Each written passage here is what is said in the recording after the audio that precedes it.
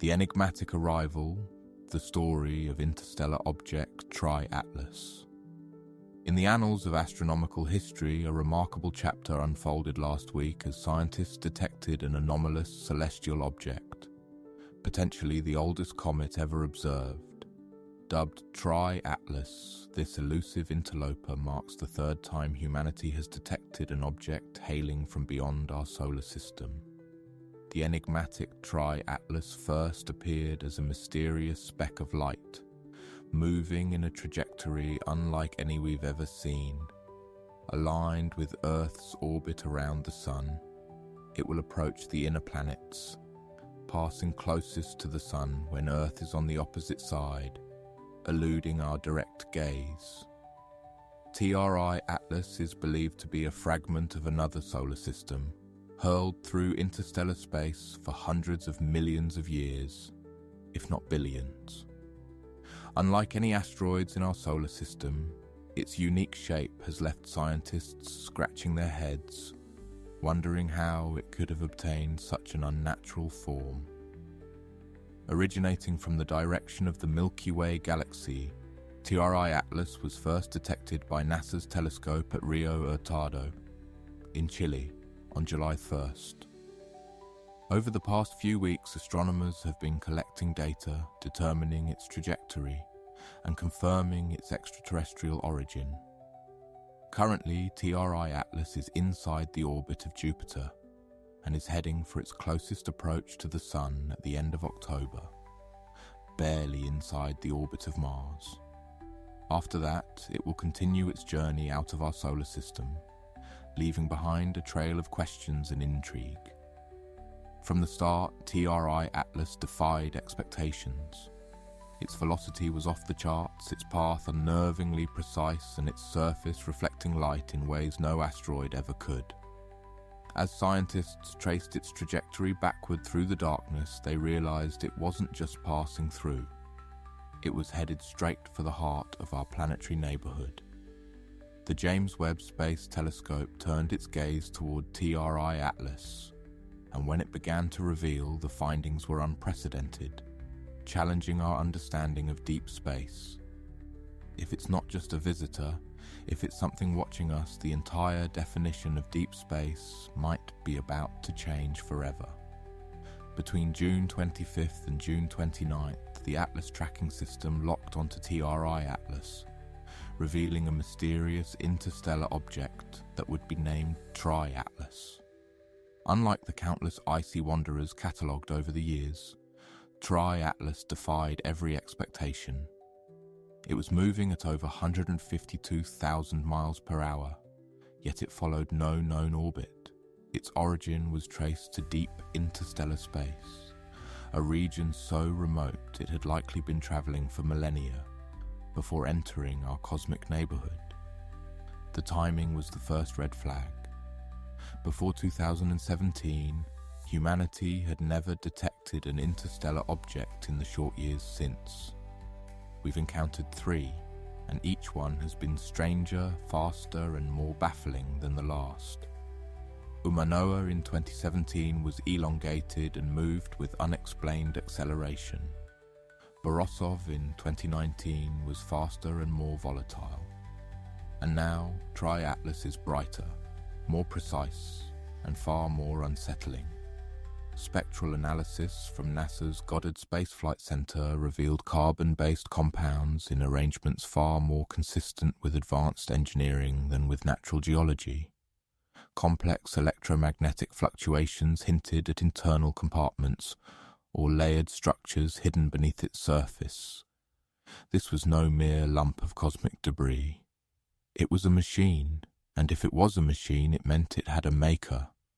At this point, whispers began circulating among scientists across continents, whispers that spoke not of what it was, but of who had sent it, and why. Then, without warning, the flow of information stuck. Agencies that had been sharing updates, NASA, the European Space Agency, abruptly sealed their data behind closed networks. Public databases froze, observation logs went dark, and even telescope access for independent researchers began encountering technical restrictions. Journalists probing for answers were met with redacted documents and carefully worded statements that seemed more like damage control than science. This sudden blackout ignited a new theory that something had been found, something too disruptive to release without careful consideration. In space, silence can be more revealing than any official statement. If Tri-Atlas was truly artificial, its existence could upend more than just astronomy. It could challenge politics, global security, and humanity's understanding of its place in the cosmos. For centuries, the night sky had been indifferent, vast, and empty. Now, in the span of a few years, it seemed to be filling with purposeful visitors. Some scientists quietly speculated about patterns. 3 interstellar objects in under a decade, each stranger than the last. Was this random, or was it the slow, deliberate unfolding of a plan? And if so, was G-Atlas the next phase, or the final one? As James Webb continued its silent vigil, a darker, more unsettling hypothesis began to take hold among those still analyzing the trickle of data. What if Tri-Atlas wasn't simply passing through? What if it had been waiting, triggered to become detectable only once humanity reached a certain threshold of technology? Its exact arrival at this precise moment in our advancement seemed too perfect to dismiss. For billions of years, the galaxy had been silent. Then, almost immediately after we developed tools capable of detecting objects from deep space, something appears, quiet, deliberate, and impossibly precise. This didn't feel like a message. It felt like an evaluation, a probe not here to talk but to observe, maybe even to judge. The more data Webb collected, the more questions replaced answers. Was it mapping our planets, studying our defenses, or was it simply watching to see what we would do? The thought that chilled scientists the most wasn't that we had found something. It was that something had found us, and had possibly been waiting for this moment all along. As engineers and astrophysicists began to dig deeper into Webb's high-resolution data, they noticed patterns that couldn't be dismissed as coincidence.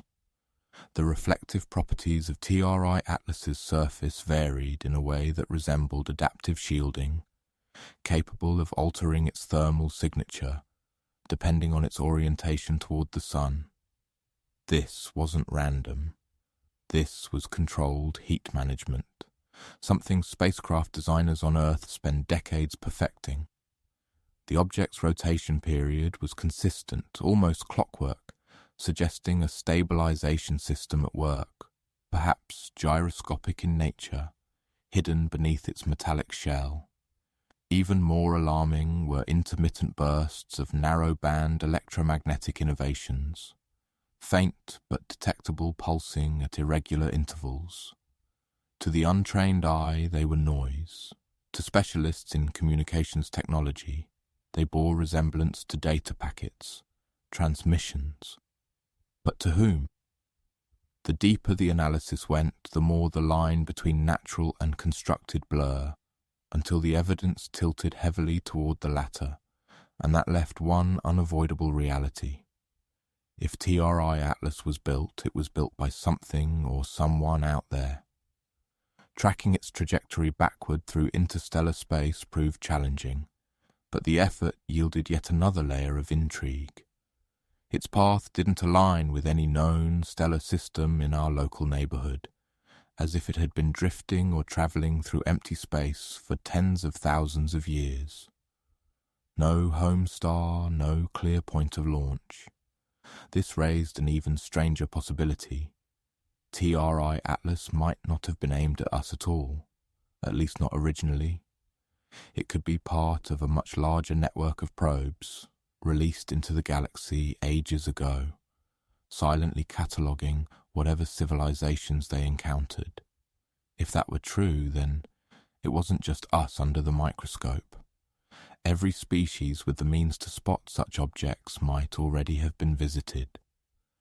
And that begged the question, why reveal themselves to us now? Was it a cosmic accident that our instruments caught it, or had the moment been engineered? The timing seemed almost scripted, as if the universe or something within it had been waiting for the curtain to rise. Inside government labs and space agency control rooms, the debate wasn't about whether TRI Atlas was real. It was about what to do next. Some argued for direct active scanning, to send a powerful radar pulse or laser communication toward it, hoping for a response. Others warned this could be catastrophic, likening it to shouting into a dark forest, without knowing who or what was listening. The James Webb team, though officially neutral, continued to push for silent observation, quietly mapping every subtle change in the object's speed, spin, and thermal output. Behind closed doors, the question loomed: were we prepared for the consequences of acknowledging its presence? And if it was already aware of us and intentionally watching, would any action we took make a difference? The tension was palpable because the wrong move could turn a silent observer into something far less passive. Then came the anomaly that would fracture even the most cautious scientific minds. An early data from Webb's infrared instruments, analysts spotted a faint repeating heat fluctuation so precise it formed a mathematical sequence. Not random, not chaotic, but pattern, almost like an encoded signal written in temperature variations. The sequence was prime number-based, a signature that in the search for extraterrestrial intelligence has long been considered a hallmark of artificial origin. If this was deliberate, then TRI Atlas wasn't just observing, it was communicating, albeit in a language far subtler than radio waves. And that realization sent ripples of unease across every team still privy to the data. Because if the message was intentional, then there was no denying it. Something out there knew we were watching, and it had chosen this exact moment to No, sir. In the end, as Tri-Atlas continued its silent, unwavering journey deeper into our solar system, the truth became impossible to ignore. This was no chance encounter, whether it was a probe from an ancient civilization, a relic of a technology older than humanity itself, or something beyond even our most advanced theories. One fact remained: it was here, it was deliberate, and it had chosen its moment with unnerving precision. This discovery opened entirely new avenues of thought regarding solar manipulation, triggering debates about photonic energy storage and real-time reconfiguration of external material surfaces. Scientists theorized that the outer hull could consist of metamaterials capable of responding dynamically to radiation intensity, particle bombardment, and magnetic field strength. As it passed beyond the orbit of Mars, high-resolution images began to capture a more detailed silhouette. The shape of the object was perplexing. It wasn't spherical, cylindrical, or even irregular like most asteroids. Instead, it exhibited an angular, almost crystalline structure.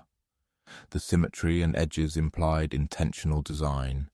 Its structure seemed modular, segmented into repeating panels that subtly shifted orientation, depending on the solar wind's direction and intensity.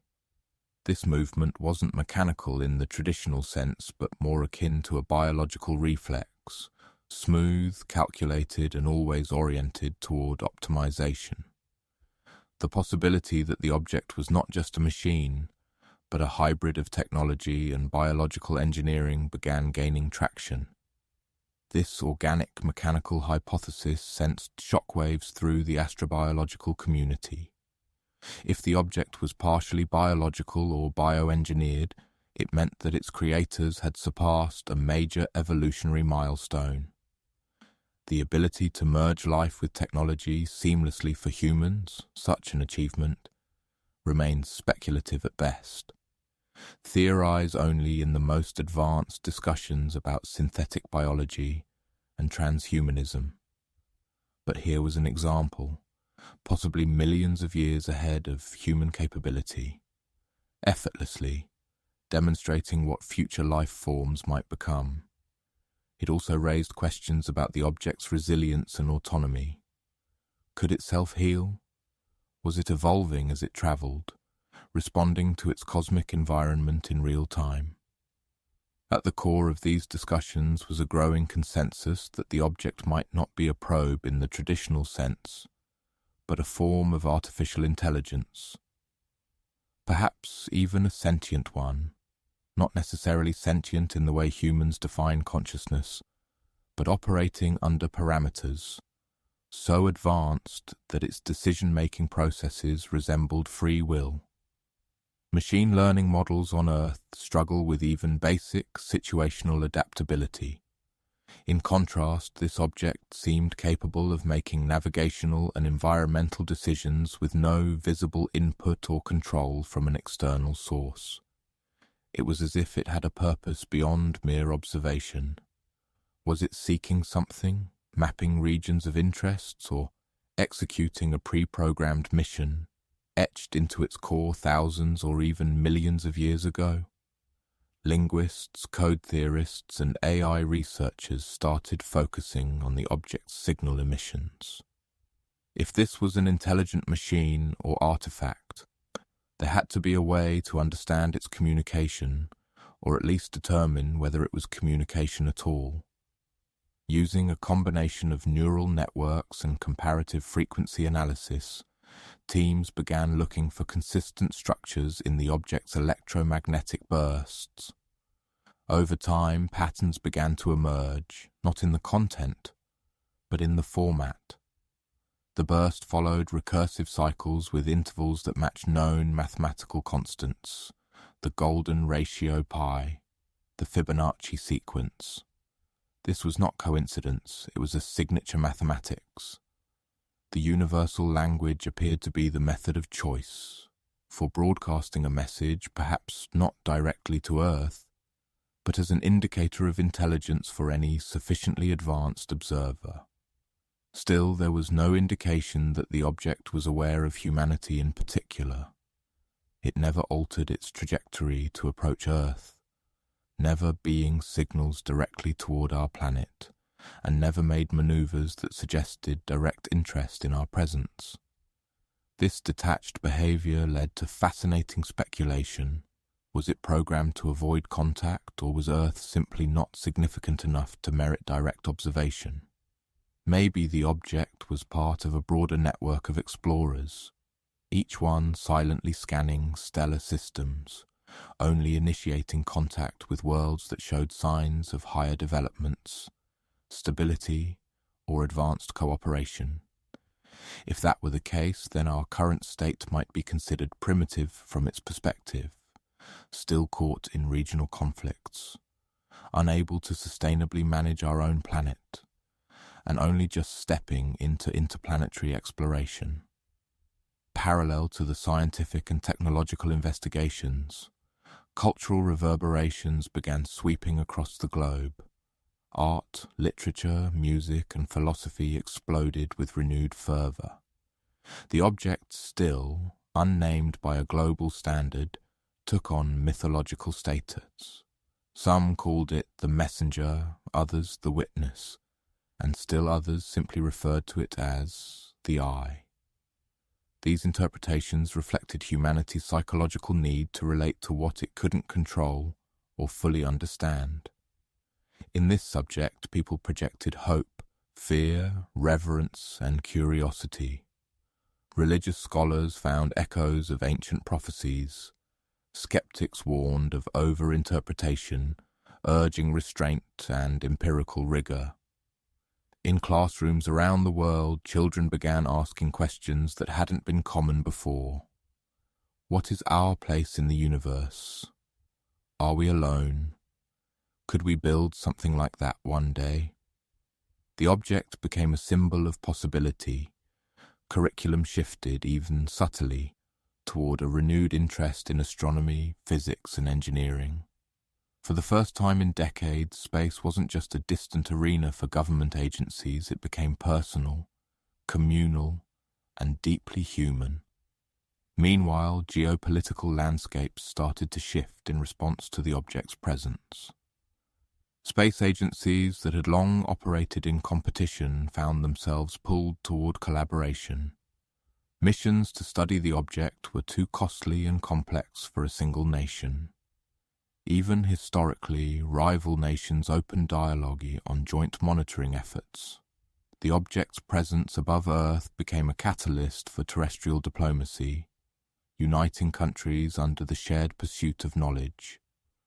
But once the adversary wasn't each other, it was ignorance. And that changed the tone of global discourse in subtle but important ways. Scientific journals, no longer siloed by field, began producing interdisciplinary analyses. Physicists collaborated with biologists. Mathematicians worked with artists and philosophers to interpret data through lenses outside pure logic.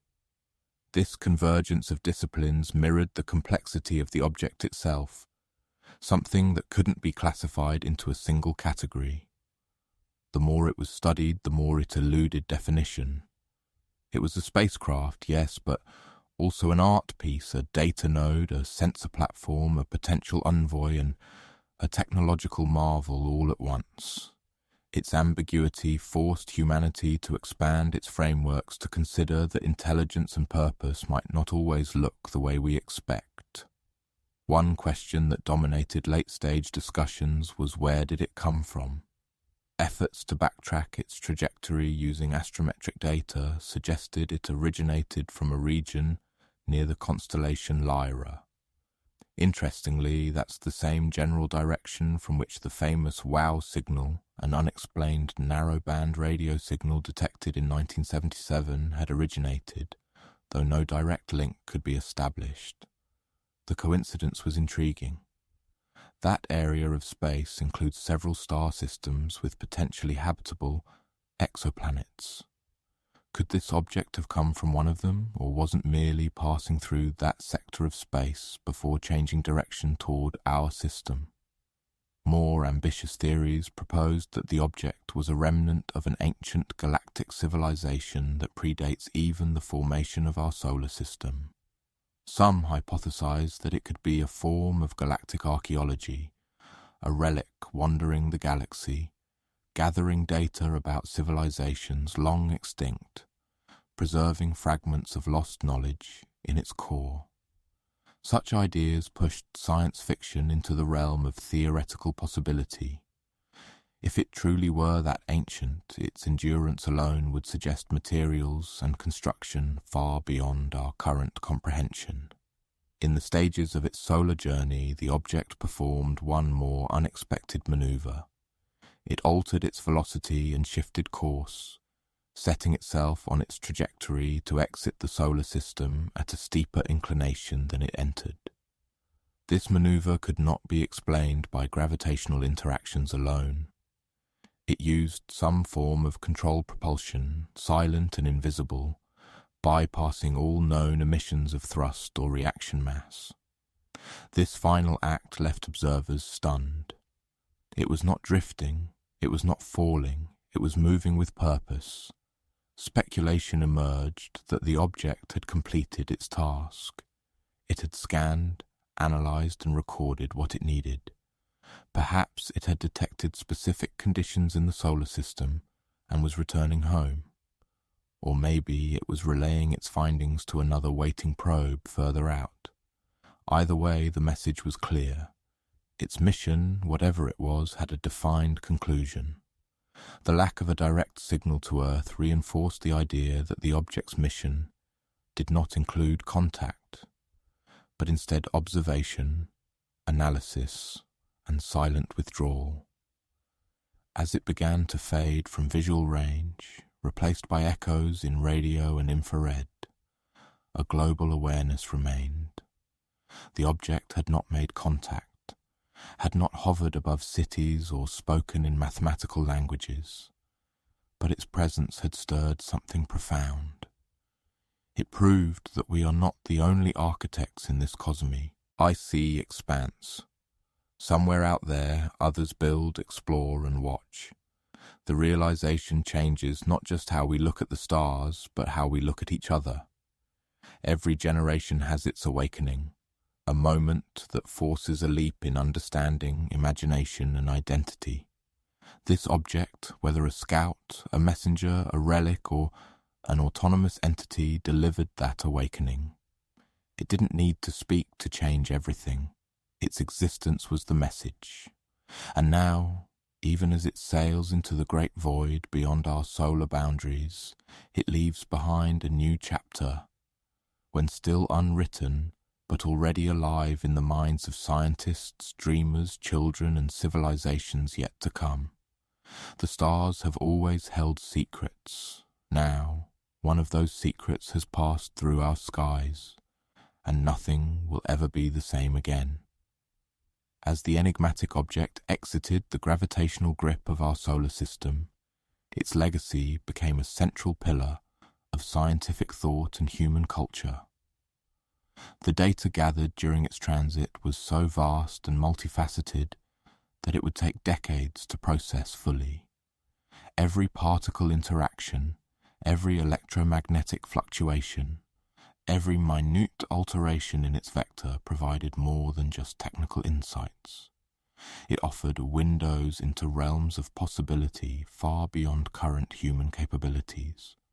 Researchers began segmenting the data into specialized clusters: energy management, material science, environmental adaptability, propulsion modeling, and behavioral analysis. These clusters became the core of new academic disciplines, each focused on interpreting the legacy of the visitor. One of the most exciting frontiers that emerged in the aftermath of observation was the study of non-human technological aesthetics. For the first time, humanity had a reference point for design outside its own evolution. Engineers and theorists examined the object's geometry and configuration, not for function alone, but for the principles underlying its creation. Its structure didn't follow the linear, rigid paradigms typical of human design. Instead, it blended form and function with a sort of elegance, perhaps a form of mathematical or an entirely different aesthetic philosophy. This inspired a wave of experimental technologies aimed at mimicking its elegance. New spacecraft prototypes took on smoother, more organic shapes. Satellite designs began incorporating variable geometry surfaces. Even architecture on Earth felt the ripple as designers began exploring structures that mirrored cosmic harmony and adaptive balance. At the heart of the object's intrigue was its propulsion, or more accurately, the absence of any visible propulsion mechanism. Scientists began constructing hypothetical models of reactionless drives. Theorizing the object may have used quantum field manipulation or controlled space-time distortion as a means of locomotion. One leading theory posited a form of inertial dampening, a method where inertia is not overcome by force, but is instead dynamically altered or nullified. This was not just speculative science, it was the birth of a new branch of physics, known colloquially as dynamic space-time engineering. Its aim was to rethink motion, not in terms of action and reaction, but in terms of localized modifications to the space in which an object resides. Meanwhile, Interdisciplinary teams began analyzing the object's influence on surrounding electromagnetic fields. It was discovered that as it passed near planetary magnetic boundaries, it seemed to modulate the environment around it, creating controlled magnetic voids and corridors. These corridors minimized resistance and cosmic interference, essentially allowing it to move as if space had been cleared ahead of it. This discovery gave rise to the concept of field-tuning spacecraft shielding, technologies that wouldn't resist cosmic forces but would mold the environment to reduce friction and exposure to high-energy particles. Beyond technology, the object also challenged fundamental assumptions about autonomy. In observing its interactions, or rather its non-interactions, scientists considered the possibility that it wasn't merely executing pre-programmed commands, but was adapting to a mission profile in real time. This pushed researchers toward the concept of situational cognition in artificial intelligence. Traditional AI models rely on structured learning environments and defined reward systems.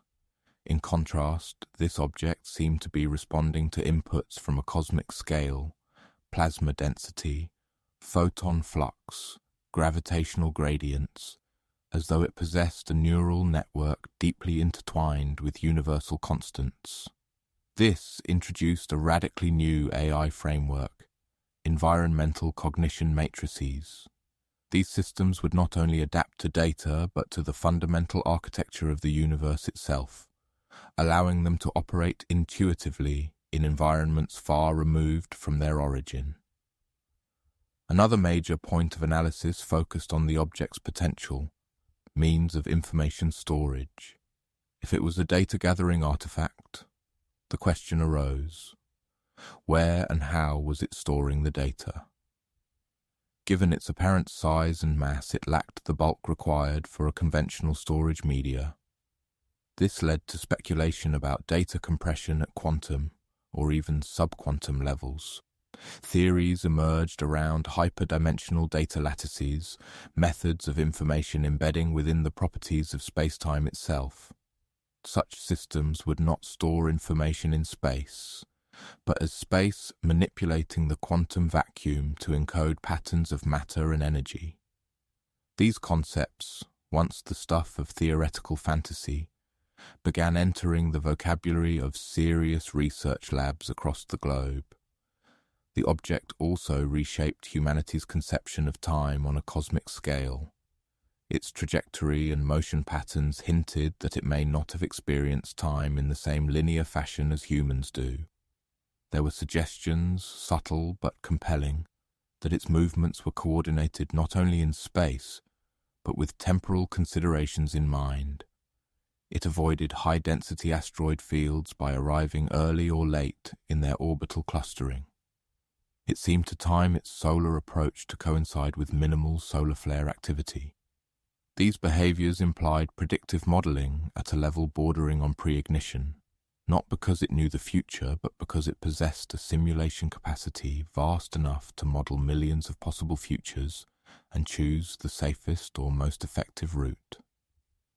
This introduced the emerging field of temporal analytics, the use of quantum computation to forecast the event chains across celestial environments, potentially transforming how future human explorers plan interstellar missions.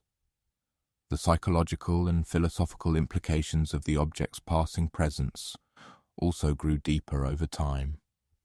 Discussions of the cosmic observer effect began to emerge.